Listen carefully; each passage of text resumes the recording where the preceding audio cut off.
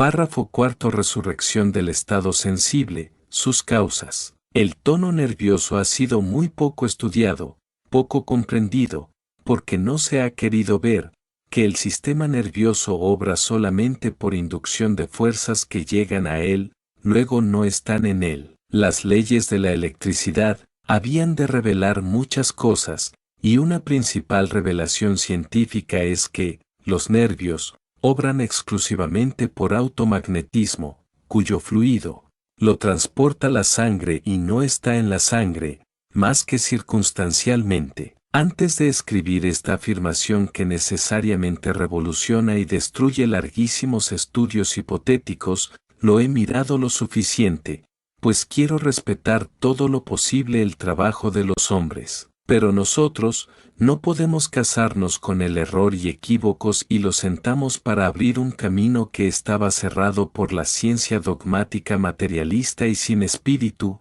y ahí queda para que la desmientan con una ley que demuestre eficientemente lo contrario. Sigamos. El último caso del párrafo anterior, según Ribot, es excepcional y hay una verdadera resurrección del estado sensible, que el sujeto experimenta por esa resurrección, los placeres, dolores o emociones ya pasadas y es en virtud del simple esfuerzo imaginativo, que no deja de ser nuestro afirmado auto-magnetismo. Y es efectivamente así y no de otro modo ocurre, cuando se explican los signos de sufrimiento, de júbilo, de piedad y de voluptuosidad, que en general experimentan los individuos ante la proximidad de un estímulo, real o mentalmente imaginado. ¿Quién no experimenta el placer o el dolor pasados recordándolos? La imaginación, pues, resucita la sensibilidad, y cuanto más puro es un ser, más sensible es, lo que nos explica claramente la doctrina espírita, porque la sensibilidad está en la mayor pureza de nuestra alma en la que se envuelve el espíritu. Los materialistas achacarán ahora que, ¿cómo los animales sienten si no tienen espíritu? Lo cual es una tangente falsa, porque si los animales no tienen espíritu inteligente, solo tienen su instinto, viven como todo ser a causa del espíritu universal, que forma, por decirlo así, la presión vital, que todo lo mueve y sostiene en su ambiente, sin permitir que nada invada los lares del otro, pero formando la cadena sin fin y perpetua de la vida de cada ser, dependiendo todos los seres, de todos los otros, todos se influencian, porque todos son automagnetizados en la misma forma y manera, solo que cada uno es una máquina de diferente potencial y sensibilidad, y aunque todas reciban de la misma generatriz la fuerza, cada una hace el oficio que le es encomendado por el ingeniero. ¿Puede negarse esto? Si pueden negar este principio supremo, explíquenos los negadores del espiritismo, luz y verdad que presentamos en esta escuela. ¿Por qué ante un mismo fenómeno o peligro unos sienten una impresión fuerte de placer o dolor intenso y otros apenas se dan por aludidos? ¿Y por qué los más sensatos prefieran el sufrimiento real de un cataclismo inevitable, que el presentimiento e inminencia del cataclismo o peligro? Es que el más sensible resucita la sensación de la emoción inevitable y produce el proceso intelectual del hecho que concibe, pero lo previene. Hay otro caso de resurrección de la sensibilidad, pero es por medio del magnetismo, produciendo el sueño hipnótico bajo el cual el magnetizado reconstruye el hecho ya pasado, porque lo encuentra esculpido en el éter, en el que nada se borra de los hechos de los hombres y de la autonaturaleza, pero que cuando el sonámbulo ha de auscultar a un hombre,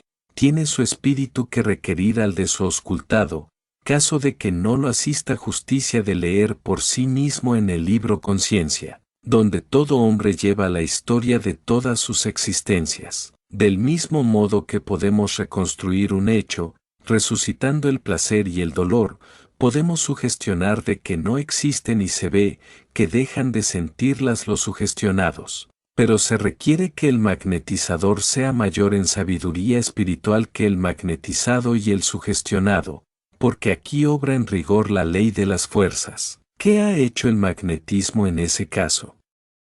Ha preocupado la mente del paciente en otro estímulo que el que tenía del dolor y lo ha puesto en conocimiento de su curación que antes no acertaba o no se preocupaba, porque fuerzas enemigas lo sugestionaban manteniéndolo como maniatado y sin conciencia. Es el estado que llamamos de obsesión. Desde luego, todos los casos que estudiemos de la resurrección de la sensibilidad, los encontramos asociados a motivos resultantes o causantes internos y externos y morales, materiales y espirituales, porque no pueden ellos ni podemos nosotros separarlos, pero sí, son separables los estados perceptivos y emotivos y nos lo demuestran precisamente las asociaciones inconscientes en que una emoción, por ejemplo, que nace conjuntamente con la percepción A, más tarde la vemos asociada a otra percepción B, o ligada con A, por semejanza y contigüidad.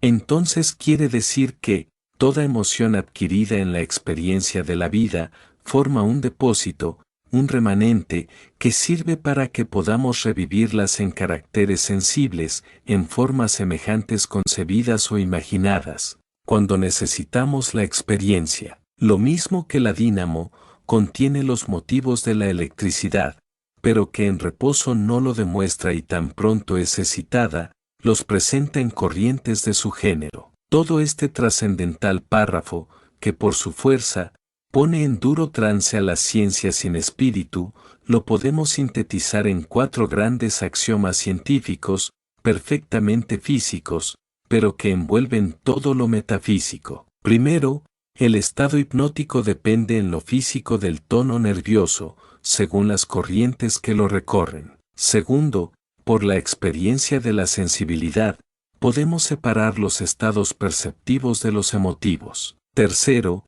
el magnetismo remanente es causa única de la resurrección de la sensibilidad. Cuarto, nada puede producirse si no van acoplados estímulos, motivos y corrientes vitales del espíritu.